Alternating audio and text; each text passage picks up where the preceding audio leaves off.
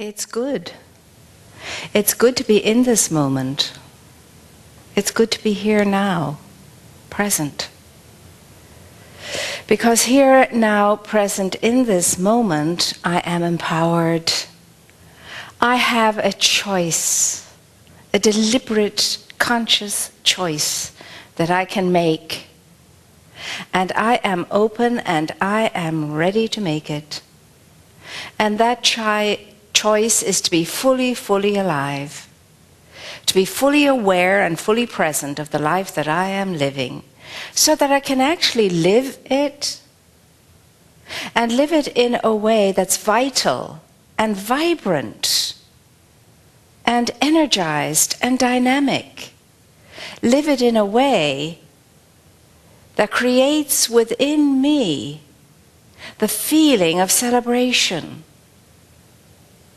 the feeling of something wonderful and new is happening now in this day, and I am open and receptive to it to move through me, so I can be part of that newness and that wonder and that delight, so that I can forward myself and continue successfully along this path of my purpose, and allowing myself to have revealed to me something new of it every single day, because I am available to it. I am awake to it, present to it, alert about it, knowing that in every single day something new and something wonderful wants to express itself by means of me. But only when I'm conscious, when I'm present, when I know this, when I'm aware of this, and when I allow it through open receptivity to it. And for that to happen, I know I must stay focused, and I know I must stay in the moment. I cannot be an hour ago or an hour ahead, or a moment ago or a moment ahead. I must be here, I must be now. I most certainly cannot be in yesterday or tomorrow. I must be here and now to gain the experience and the feeling of the dynamic within me that is all of the time inviting me to let it through, let it be revealed. And that excites me now.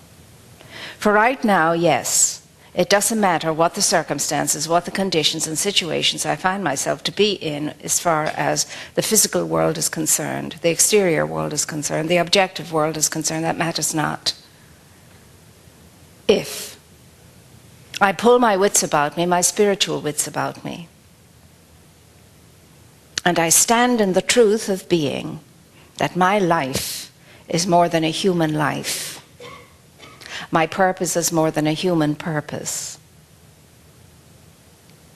And that the moreness and the greatness and the truth within me is always, always willing, wanting to reveal more of itself in and through me, and in so doing, advance my life, enrich my life, empower my life, deeply bless my life with all that is good and whole and wholesome. Now that's what I'm knowing now. That's what I'm open to now. And I will not let the naysaying tendencies within my ego to interfere and get in the way of me remaining in this energy, in this open receptivity. I will and am the portal through which goodness flows, newness flows, wonder flows, advancement flows, illumination flows. That's the truth of me. And the pettiness of egoic living has no power over me, because I retract the power I have given to all that is less than, to all that is not of the truth. For I do indeed want to be free. And the truth is the only thing that brings freedom, spiritual freedom about. So the truth and I are one. And I know that something greater than myself is supporting this awareness now within me.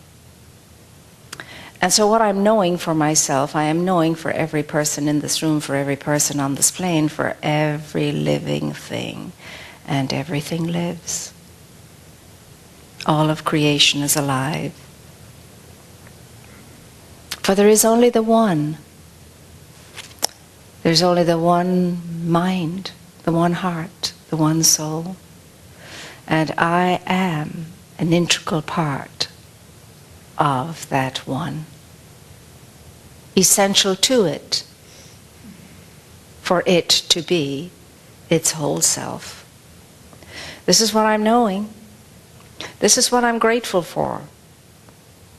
This is what moves me to gratitude and thanksgiving and praise and reverence and love of my Creator. So in this wonderful sense of awe and wonder, open receptivity, welcoming the new and the wonderful, I release now from deep within the core of me that knows this, out into the law of life itself, this awareness of truth, knowing that the answer is always yes, yes, yes. As I say, and so it is. And so it is. Isn't it exciting? Oh my goodness, if you and I could be in that awareness, even a little bit every day, our lives would beautifully, amazingly change. And you and I would be the better for it. You and I would be the happier for it. You and I would be the healthier for it. You and I would be the wealthier for it. And you and I certainly would be more into creatively expressing as a result of it. Now, it's as simple and it's as difficult and it's as challenging as that. And that's why we're here. That's why you and I take ourselves into this room when we could be doing so many other things, engaged in so many other ways. Something in us impels us to be here. Because somewhere in our youth and childhood, many moons ago, eons ago, we made the commitment to realize ourselves, to know ourselves, to truly know ourselves. Do you think that what we know about ourselves is who we are? Oh, thanks be to God, that's not so. Really. Because otherwise we could be all committing hara-kiri. And saying, well, I'll try again. No, no, no, no, no. We are not what we know about ourselves.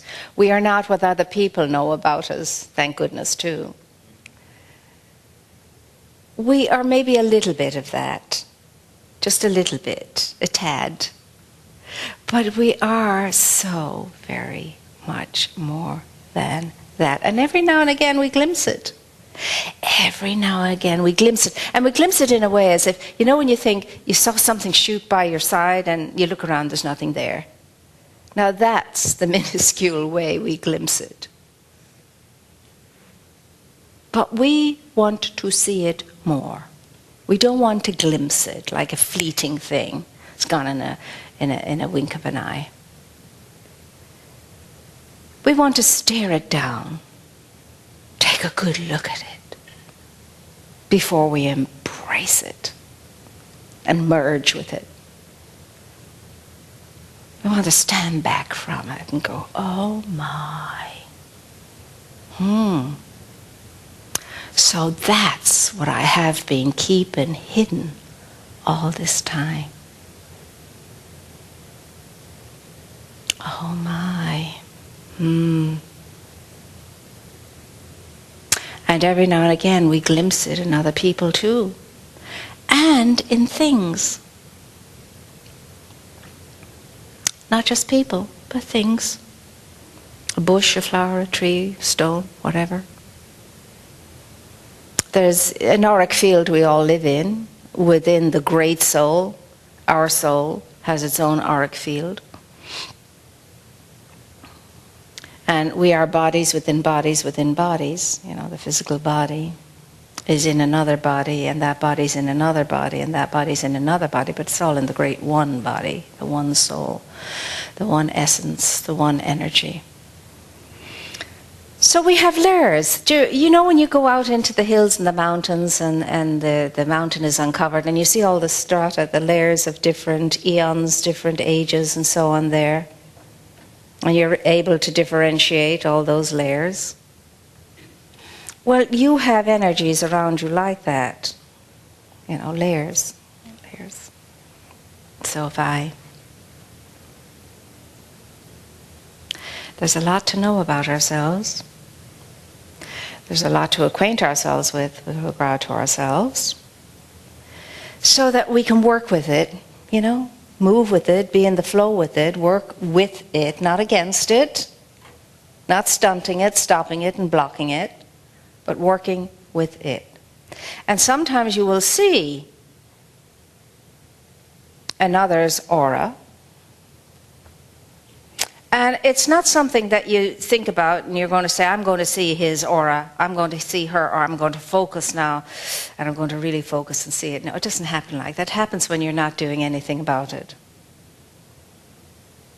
And then suddenly you see kind of a haze of gold around someone. Has anybody ever had that experience? Oh, I know you all have.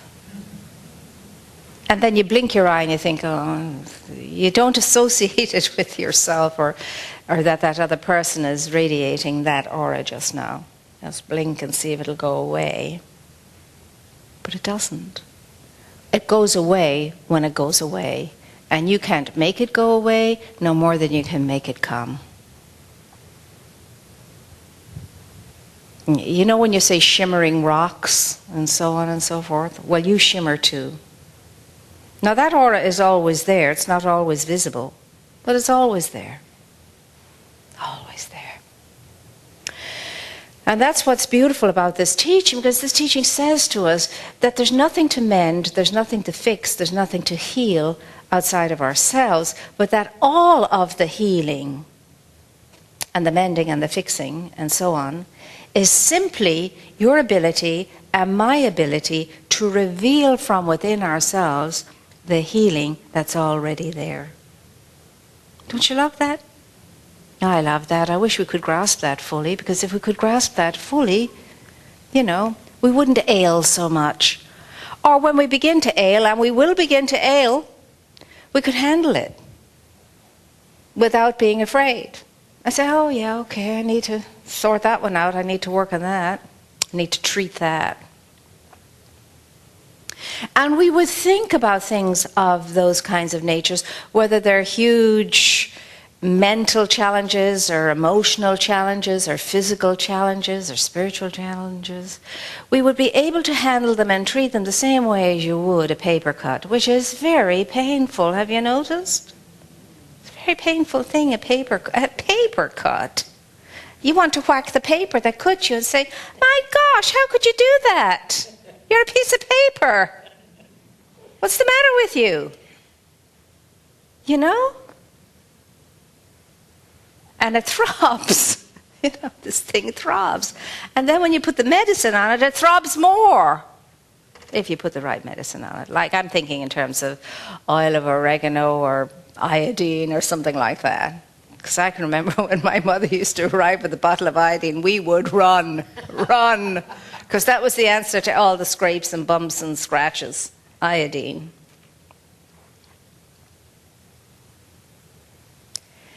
But we knew that as painful as that cut was, we weren't dying. We weren't all of a sudden given a death sentence because we were in such pain. We knew that with a little bit of salve or whatever it was, that it would ease the pain quickly and that eventually it would go away. And we didn't care about it, so we ran off and played and got on with it. Now, if you and I could have that same response to whatever we were told ails us, and ouched and moaned and groaned for 2 minutes, and then ran off and played and forgot about it, it would go away.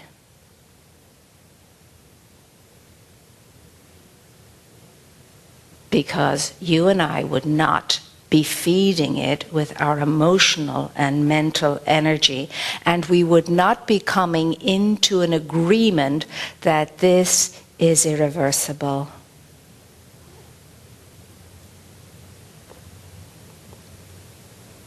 People are doing that, but only can we do that when we're grounded and solid in absolute belief that that is so. Which is why I say to people when they come to me and they say, I'm going to go the alternative route, I say, be very certain and be very sure that your faith will not for one instant waver if you make that decision. Otherwise, do both. Do both. And I know very few people who have that kind of faith that can do that. But I'm not saying that each and every one of us could succeed in doing it too.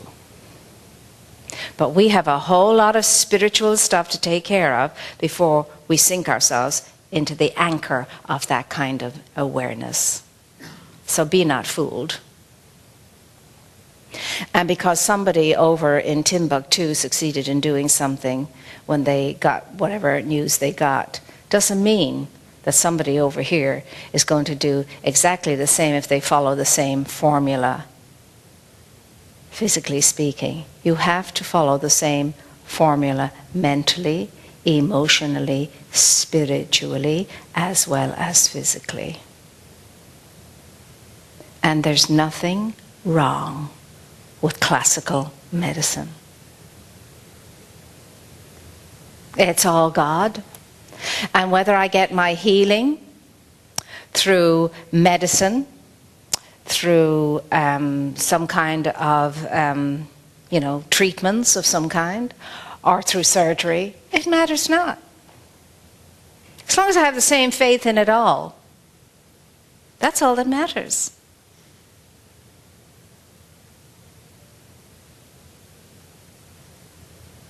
So you have the capacity, and I have the capacity to be amazing in our lives. To be amazing in our own lives and to have an amazing effect on all of life. That's why you're here. You are a very small, minuscule minority.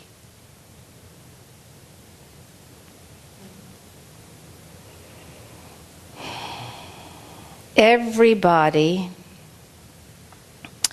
in all religions, to some extent, practices religion. What we need to be doing is living our spirituality. Now, Caroline Myss calls religions pageant parties. You know, the rituals and the gear and all of that, and everybody loves a party. And that's fine in its place, provided the rest goes with it. The deeper understanding and awareness that we have over 7.5 billion people on this plane now, and therefore, consequently, I could say we have over 7.5 billion religions. Because everybody interprets religion in their own unique way. No two are alike. I opened this book this morning.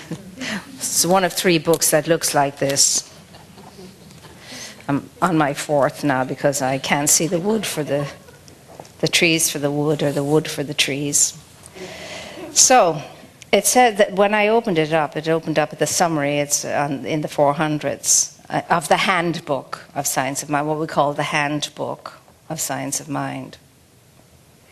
And it says here that the average person who has no knowledge of the law has only the use of it as a reflection of what the consensus of human opinion believes must take place in the life of the majority of individuals who may happen to be living at any time on this earth. So, folk who are not as deeply aware of their own part, huge major role they play in the circumstances of their own lives, but look out into society and see that what's going on in society is the cause of what's going on within the individual,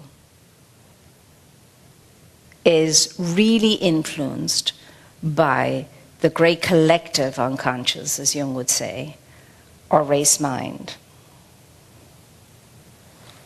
Now, that's not where we want to be. And we are told, of course, as it is written, judge not according to appearances. Don't look out into the world and judge everything according to what the appearances are out there. We must learn to think independently of any existing circumstances. This is what is meant by entering into the absolute realm. Troward says, to the extent that you can extrapolate yourself from the subjective realm, to that extent can you enter into the realm of the absolute. In other words, leave your ego outside the door when you're entering into deep spirituality. Leave the worldly stuff outside. Leave the human stuff outside. And then he goes on to say, does the good Dr. Ernest Holmes, that which really heals is the knowledge that the spiritual individual is already complete and perfect. So what he's saying there is that there is your true essence. That is the continuum of you, the eternal aspect of you, your eternal beingness, that which goes on and on and on and on and on. And that is a spiritual entity. And that spiritual entity is always whole and cannot be touched and lessened in any way. No matter how debauched a life we live, or no matter how much we try to self-destruct, it's impossible. It's impossible. Can't do it. It'll always bounce back up again. It's like that, that punch toy thing. It goes down and comes straight up again. That's you. That's me. Always. And that's the spiritual individual in us, which is the Christ. The Christ of us is the spiritual being of us. And Christ was around since the beginning of time. Christ always was, is now, and ever will be. It's not just associated with Christianity at all. And certainly it's not just associated with Jesus. And Jesus made that clear. He said, hey, yeah, it seems that I have done wonderful things, but you too can do wonderful things, and even greater things than I have done can you do. Of course, to do that, as I like to remind myself, I would have to develop even a greater consciousness than Jesus had. It's not likely to happen anytime soon, if I look at myself squarely. unless there's a divine combustion takes place and it automatically happens. It could be, I suppose, but long odds on that, I think. Although I ought not to be thinking that way. If I truly got it, I'm getting there. I'm open to it, that I am Christed, as deeply Christed as Jesus or Buddha or anyone else was or is. The difference between them and us is that they related, they discovered, they revealed the Christ within themselves through their spiritual work. I mean, Jesus wasn't born as a baby and knew as a baby he was, totally Christed. He moved into it like everybody else does who's wearing a body. If you're wearing a body, that's how it works. Now, he obviously did it much more quickly than the majority of us do. But nevertheless, it was a self-discovery. Just as you are a self-discovery, and I am too. And so the good Dr. Ernest goes on to say, the practitioner, and that's you and that's me, we're all practitioners. We're all demonstrating, we're all manifesting good in our lives at some level or another. The practitioner knows that the spiritual individual needs no healing, but that this has not yet become revealed to the mind of the one seeking the healing. What the healer does is to mentally uncover and reveal the truth of being, which is that God is in and through every person, and that this indwelling presence is already perfect. If God is in me, present in me, and if God is omnipresent, it means God is in every part of me. Therefore, the perfection of God is saturating my entire being. And the way that works is if I can connect with that, if I can discover that, if I can believe that, if I can know that, if I can feel that, if I'm convicted about that, if I can say yes to that, then I take care of my own business.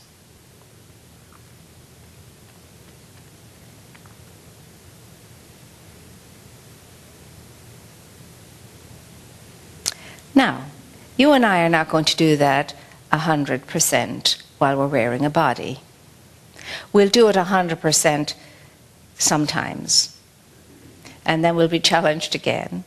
And then we'll go back into doing it 100% again. And we'll be challenged again. We'll go back into doing it, and then so it will go while we're wearing a body.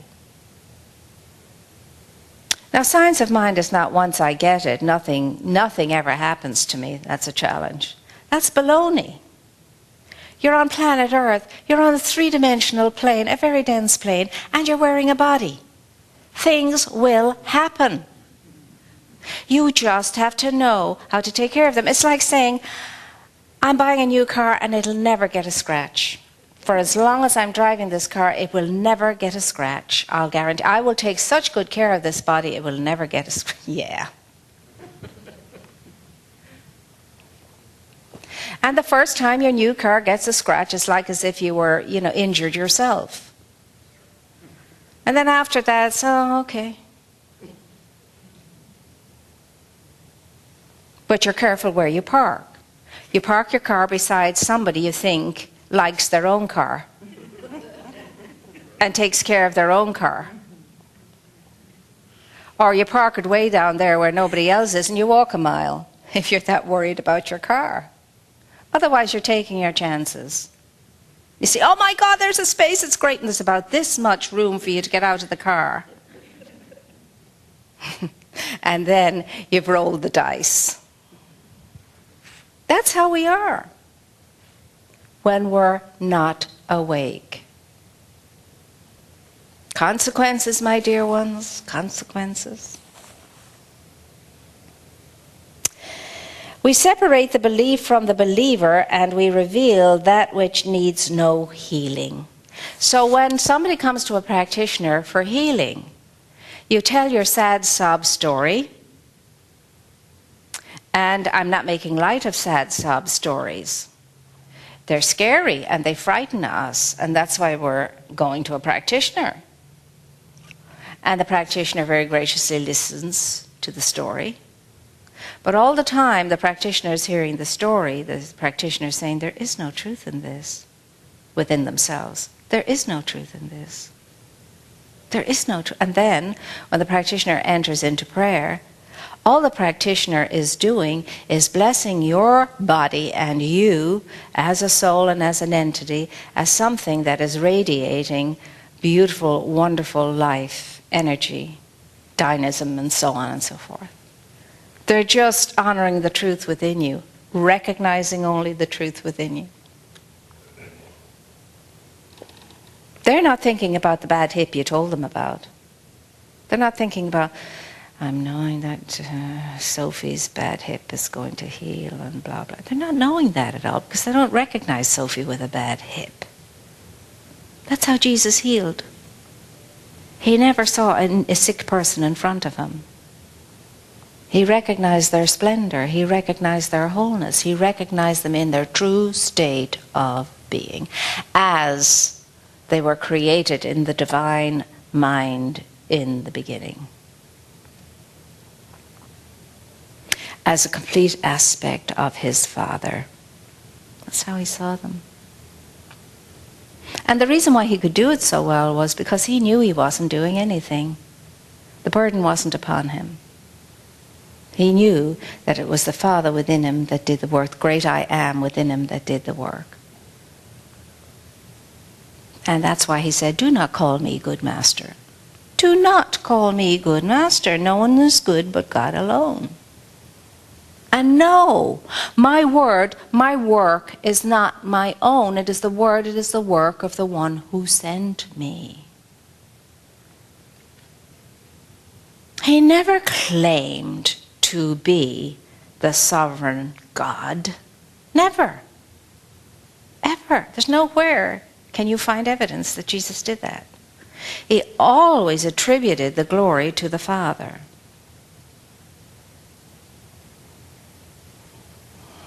And that's what you and I must do too. It's why you often hear me saying, and always and ever, to God be the glory in me, through me, by means of me, and as me. To God be the glory. Which is to say, to truth be the glory. Which is to say, to wisdom be the glory, illumination be the glory, infinite intelligence be the glory, the creative force of the universe be the glory. It's a wonderful thing that you and I know and are aware of.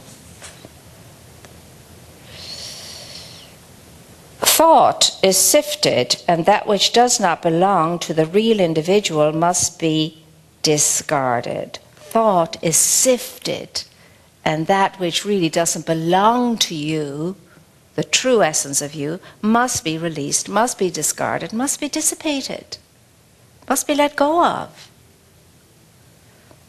I mean, people can come in for a treatment and they feel so revitalized by the treatment. And before they hit their door, they're saying, well, now I hope that's so. There goes the treatment.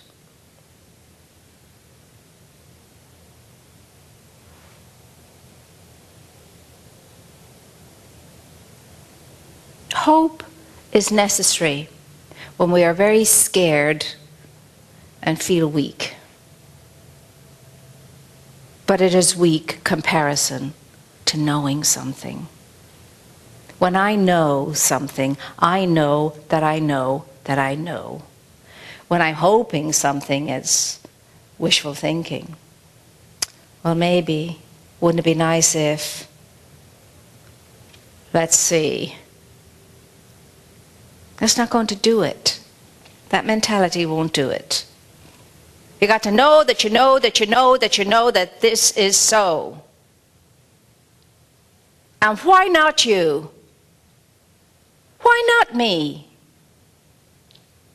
Instead of, oh, why me? Why did this happen to me? Why shouldn't good happen for you and through you? Why not me? Why not me?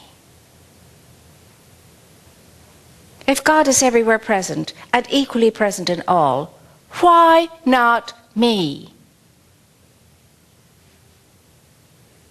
But to get there, you have to leave all your labels aside. All the labels that you've allowed your ego to slap on you. You're not this, you're not that, not the other, and so on and so forth. Or, there are others better than I am that are more deserving. Blah, blah, blah, blah, blah. That doesn't serve us well. Wake up in your power. Wake up in your strength. Wake up in your truth. And live from your truth, not from your ego. And ego is beautiful, and I love my ego, because your ego is what makes you you, personality and different and so on in that wonderful, unique way. But it's the child of you, and it needs care. You're in charge. So when you're feeling very ego-centric, you need to adult up. And so do I. And the ego is always going to be in control every time you feel scared or threatened or badly done by or let down and disappointed and blah, blah, blah, blah, blah. Then, every time you feel off center, you've gone into ego thinking and you're feeling from your ego. Every time you feel less than, you've gone into ego thinking and you're feeling from your ego. You've forgotten who you are. I've forgotten who I am when that happens. We're a handful. Oh my gosh, oh golly gee, we are a handful. You cannot watch yourself, not stop watching yourself for one moment. We're like those little kids, you turn around, they're gone. It's the same with our truth. You step out of awareness for a second and the truth is gone out the door. It hasn't really, but that's the way it seems. And the ego, again, is in charge. That little rascal has taken over. And I mean, think kindly about your ego as a rascal, you know, a lovable rascal. Bless it all the time. Bless it, bless it, bless it. So, whatever is of a discord nature does not belong to the truth of our being. We really heal the thought, and then we heal the person. First heal the thought, and then you'll heal the situation, or you'll heal the condition. But first, heal the thought. That's what we're first called to do. Heal your thinking. And everything else in your life will heal, follow suit. I'm going to leave it at that because that's a lot. And I'm going to ask you if you have a question. We have a couple of minutes. Do you have a question around that? I mean, does that make sense to you? Does that make sense to you? And when you're sitting there thinking about that, what are you feeling? I mean, what's going on in you? What are you feeling? Are you feeling, gosh, I wish I got that a long time ago? Or, why am I not doing that now? Never mind a long time ago, you can do nothing about that. But why are we not doing it now? See, that's the question you're going to go out that door with. Why am I not backing up, supporting, and committed to being my truth self? Why am I not passionate about being the best that I can be? Why am I not faithfully working joyously on that? being the best that I can be. You know, I have to get up off of my lazy, comfortable rut. I thought I was going to say something else. Now, we all love Rutland. You need to write an essay about Rutland and yourself and where you are in it. And decide that you'd rather, you know, change to another town.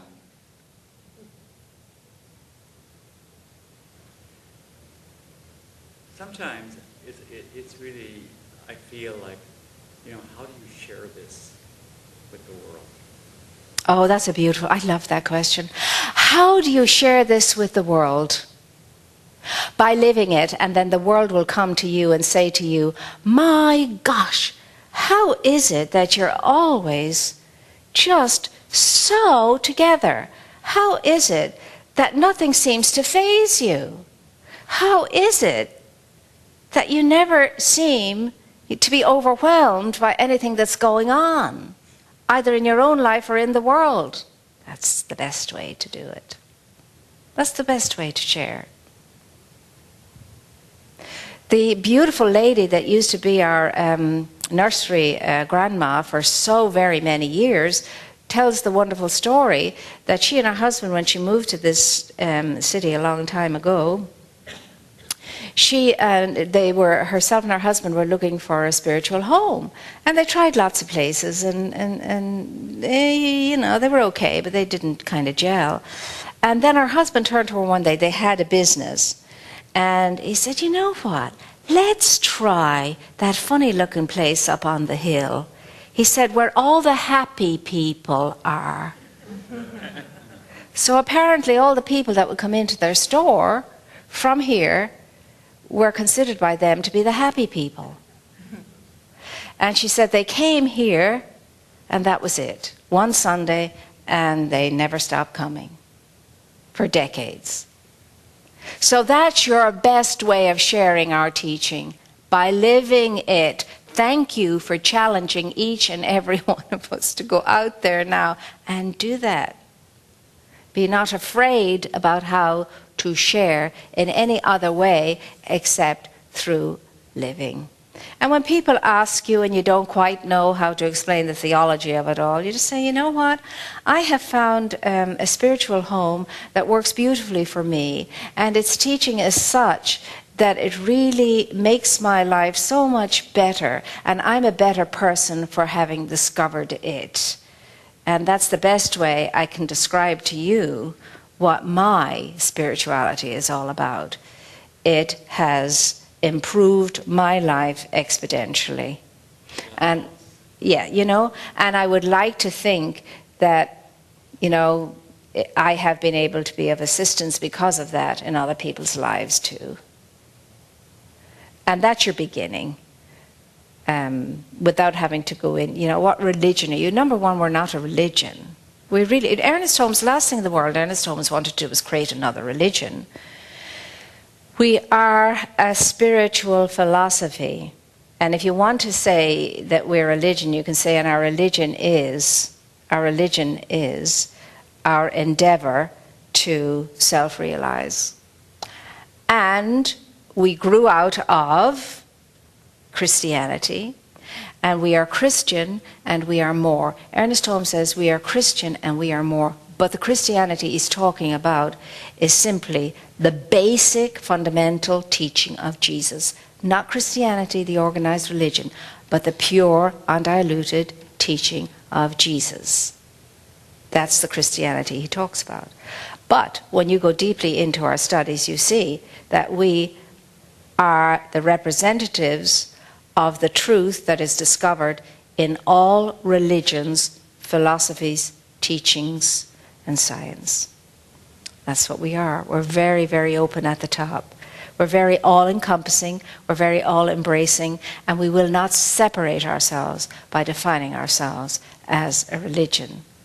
Because in God, in heaven, whatever you consider that to be, there are no religions. God doesn't know anything of religions. God never created religions. He created one family, the family of humanity, the family that emulates the God self.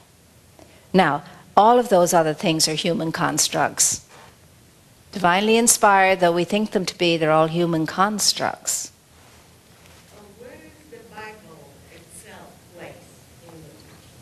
Oh, the Bible is very much respected indeed and beloved. Absolutely. Oh, my goodness me. Everything that you can possibly learn about humanity, you'll discover in the Bible. Everything. It's deep in wisdom. But you have to know how to interpret the Bible. And you have to understand that there are layers of consciousness revealed in the Bible. The first layer is simply the fundamental layer, the way it appears to be.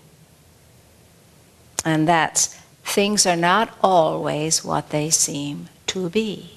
And as you study and are open to being illuminated, you go down the depths, you go down the layers, you go down the many, many, many, many, many layers to be unraveled in the scriptures, all of the scriptures. But certainly, because we are Westerners, our great book is the Bible. And as you see, there's where it stands in the teaching. And certainly in this center, because this center, that book has been there since its incipiency. And that's well over 60 years. And people are saying now, in the light of interfaith and all of that, you know, why do you still have the Bible up there? I said, because that Bible is always going to be there as long as I'm here anyway, because I'm not going to be by going up there and doing anything. I'm not going there. But it's not the book. It's what's in the book that I revere. It's not the book. It's never a book. And I don't get all upset about people when they're, haven't got the same respect for the book or any book that I might have. Because it's not, if those people who were all upset about what was in the book would understand that it's what they have received out of and from the book that matters, and if they would live that, they wouldn't be so upset about the book. My mother used to say, when I was a very small child, every birthday I think I bought her another holy picture, a picture of the Sacred Heart or a picture of some saint or another, or a picture of the Blessed Mother. It was always, and I remember under her breath one, and she'd always hang them in her bedroom because, of course, her child gives her something, she's going to hang them in the. And I remember she was coming out of the bedroom and she says, "Oh, if there was only more religion in our hearts than our hanging on the wall, we'd be doing so much better." And I got it later on much more with regard to what she was saying. And from then on in, I used to give her a brooch every year that said Mother on it. She had so many brooches with Mother on it, I can't tell you. But you see, that's what it's all. It's about the essence of something and not the object that it represents. The object that it represents. It's about the essence of it. Now, the most important Bible or scripture that you and I will ever read is the one within our own hearts. Because that means little if I don't have a beautiful book in here to read from. Does that make sense? So basically, what we have here is something that we offer people in addition to what they already have. Religious science should make me a better Catholic. It should make me a better Jew. It should make me a better Muslim. It should make me a better atheist. Really. It's not instead of anything. It's in addition. And as you know, we have people who go to temple on Friday and Saturday and come here on Sunday. We have people who go to Mass on Saturday night and come here on Sunday. That's fine. We have people who say they don't believe in a God and come here anyway. So there you have it for now. And dear ones, I just want you to know that, you know, life needs you to be your best. Life needs you now. It's calling you to be the best of yourself so that you can help raise the energy on this plane and stop the nonsense. Now that's not going to happen through governments. It's going to happen one beautiful person at a time, like you and me, holding our peace, holding our integrity, being all that we can be, doing good wherever we can do. And like I shared with us all on Sunday, as Philo said, that fantastic, wonderful Jewish philosopher and scholar of the, you know, before the Common Era, he was around. And he said, look, for goodness sake, be kind. Remember?